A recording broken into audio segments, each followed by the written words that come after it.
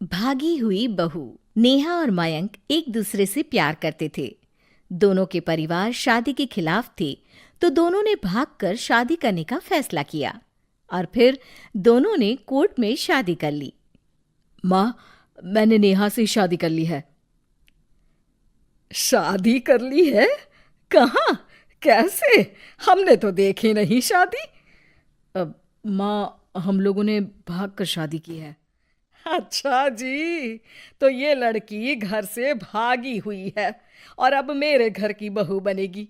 अरे ना जी ना, मैं ऐसी लड़की को कभी अपने घर की बहू ना बनाऊं जो भाग कर शादी करती है।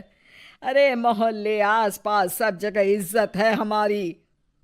माँ, अगर मैं भागी तो मयंक के लिए भागी ना। और मयंक और मैं स्कूल के समय से प्यार करते हैं, इसमें गलत क्या है? तभी नेहा को ढूंढते उसके मम्मी पापा भी वहां आ जाते हैं। दोनों के गले में वरमाला देखकर नेहा की माँ बोल पड़ती है। हे भगवान, ये क्या हो गया? वो जोर जोर से रोने लगती है। नेहा, तेरे लिए हमने इतना अच्छा रिश्ता पक्का किया था। मयंक में क्या है? अरे ना तो कमाता है, ऊपर से नशा भी करता है। अरे क्यों शादी की तूने इससे? तू तो हमारी इकलौती बेटी है बेटा। अरे देखिए बहन जी, मेरे बेटे के लिए कुछ कहने की जरूरत नहीं है। हाँ, हम नहीं आए थे आपकी बेटी का हाथ मांगने।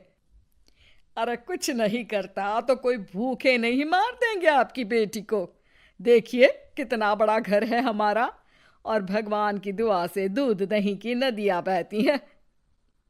जैसे तैसे कर लोगों के सामने अरेंज्ड मैरिज दिखा घर वाले दोनों की शादी की पार्टी भी दे देते हैं। पार्टी में बुआ सास। अरे भाग कर शादी कर ली थी दोनों ने।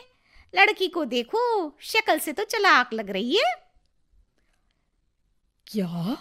अरे पर रीटा बहन तो बोल रही थी कि दोनों की अरेंज्ड मैरिज है।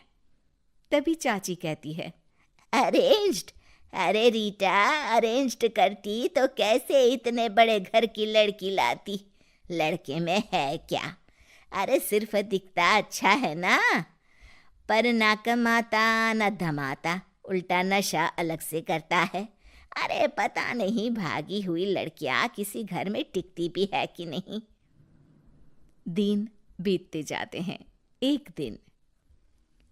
अरे रीटा, हम लोगों को 2 दिनों के लिए पंजाब जाना पड़ेगा। मेरी बहन यानी कि तुम्हारी ननद की बेटी की शादी जो है। हाँ हाँ चलते हैं, लेकिन घर किसके भरोसे छोड़ दें? आजकल तो घर बंद रखना सेफ नहीं है। अरे माँ, टेंशन क्यों लेती हो? मैं और नेहा तो घर पर ही रहेंगे ना। अरे हाँ हाँ, तू तो मेरा बेटा है, लेकिन सच कहूँ मुझे इस लड़की पर रत्ती भर विश्वास नहीं है। अरे माँ, नेहा तुम्हारी बहू है। बहू?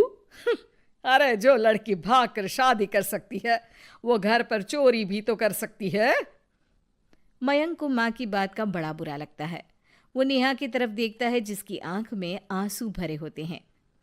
माँ जी, आप अपनी अलमारी में ताला लगा लो। हाँ हाँ, तो वो तो लगा ही दूंगी, लेकिन कहीं तू घर का बाकी का सामान भी। अरे भाई, भागी हुई लड़की का क्या भरोसा। धीरे धीरे दिन बीतते हैं। एक दिन नेहा घर के बाहर गार्डन में पेड़ों को पानी दे रही थी, तभी पड़ोस की बहू, अरे नेहा, कैसी हो? बहुत सुना है तुम्हारे बारे में, लेकिन तुम तो दिखती ही नहीं हो। हाँ, वो बस घर का काम करने में समय ही नहीं मिलता। अच्छा अच्छा, शाम को ना मेरे घर आना, बैठकर गप्पे लड़ाएंगे हम। जी जरूर। तभी उस पड़ोसन की सास आ जाती है। अरे बहू, ये किससे बात कर रही है? अरे माँ जी, ये ना शर्मा आंटी की बहू नेहा है, जो मयंक भैया की बीवी है। हाँ हाँ, बस सबको पता है ये कौन है और कैसी है। इससे ज्यादा मेल जोल रखने की कोई जरूरत नहीं है। पता है, भागी हुई लड़की है ये, शादी से पहले भागी थी ये। तभी वहां मयंक आ जाता है। क्या हुआ आंटी जी? अब अरे नहीं नहीं, कुछ नहीं मयंक बेटा, कैसे हो? बड़े हैंडसम लग रहे हो। इस टाइम पर भी घर पर? अरे हाँ हाँ, अच्छा मैं भूल गई थी, तुम वैसे कोई काम धाम करते ही नहीं हो ना। अच्छा ठीक है, चलो फिर मिलते हैं। मयंक नेहा के सामने अपनी और उसकी बेइज्जती सुनकर परेशान हो जाता है। कोई बात नहीं, रहने दीजिए, आप परेशान मत हो, सब ठीक हो जाएगा। एक दिन नेहा की माँ उसके घर आती है। अरे आइए आइए, कैसे आना हुआ? नेहा को लेने आई है क्या? अरे नहीं नहीं बहन जी, अब तो नेहा मयंक की बीवी है, मैं तो उसे करवा चौथ देने आई थी। माँ ने सास और नेहा को सोने का सेट दिया, खाने पीने के ढेर सारे सामान देकर कहती है, बहन जी, मैंने ये सब अपनी बेटी की किसी कामकाजी अच्छे पढ़े लिखे परिवार के लड़के से शादी करने के लिए रखा था, लेकिन नेहा को मयंक पसंद था तो उसकी शादी अच्छे से नहीं कर पाई। अरे बस बस, हम लोगों को सुनाने की जरूरत नहीं है। मेरे मयंक ने भी अच्छी पढ़ाई लिखाई की है। वैसे संस्कार तो दिए हैं कम से कम मैंने अपने लड़के को, वरना कौन अपनी बेटी को भागने के संस्कार देता है? आपकी बेटी ने तो भाग कर शादी की है। माँ को सास की बात का काफी बुरा लगता है, वो वहां से चली जाती है। नेहा भी माँ का दिया सारा सामान लेकर अपने कमरे में चली जाती है। एक दिन, अरे नेहा, तेरी माँ ने जो मुझे वो बड़े बड़े सोने के जेवर दिए थे ना, वो वापस कर मुझे। उस दिन तो मैंने कुछ कहा नहीं था, जरा ला कर तो दे, मैं अपनी बेटी को दे दूंगी। तभी वहां मयंक हाथ में मिठाई का डिब्बा लेकर आता है। अरे क्या हो गया, तुझ जैसे निठल्लू की नौकरी लग गई क्या? माँ, तुझे अपने बेटे पर विश्वास नहीं, लेकिन नेहा को मुझ पर पूरा विश्वास है, और अब मैं उसे समाज में सम्मान दिलाकर रहूंगा। सारे गहने बेचकर मैंने अपना कारोबार शुरू किया है। अरे वाह वाह वाह वाह, भागी हुई लड़की का भी कोई सम्मान करता है क्या? देखा, बेच दिया ना गहना।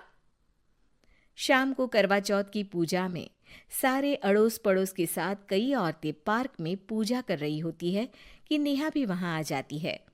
नेहा सज धज कर वहां की सभी महिलाओं में सबसे सुंदर लग रही थी। अरे अरे, तुमने भी व्रत रखा है क्या? किसके लिए? जिसके साथ भाग कर आई हो उसके लिए।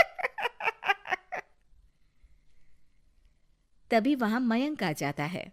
हाँ, जिसके साथ भागी है उसके लिए। आप लोगों को शर्म आनी चाहिए। एक औरत होकर एक औरत के साथ ऐसी बातें कर रही हैं। अगर नेहा भागी तो मैं भी तो भागा था, फिर अकेली नेहा क्यों जिम्मेदार हो? वो कम से कम आप लोगों से तो लाख गुना अच्छी है। आप लोगों ने एक अच्छे पैसे कमाने वाले इंसान से शादी की, लेकिन मेरी बीवी ने मुझ जैसे लड़के पर विश्वास कर ना सिर्फ मुझसे शादी की, पर मुझे ठीक राह पर भी लेकर आई। तो हाँ, जितनी नेहा जिम्मेदार है भागी हुई कहलाने को, तो मैं भी भागा हुआ ही हूं, लड़का हूं। तो इसका मतलब ये नहीं कि मैं जो करूं वो ठीक हो। सभी को मयंक की बात समझ में आ जाती है। वो नेहा को गले लगाकर साथ में पूजा करने लगते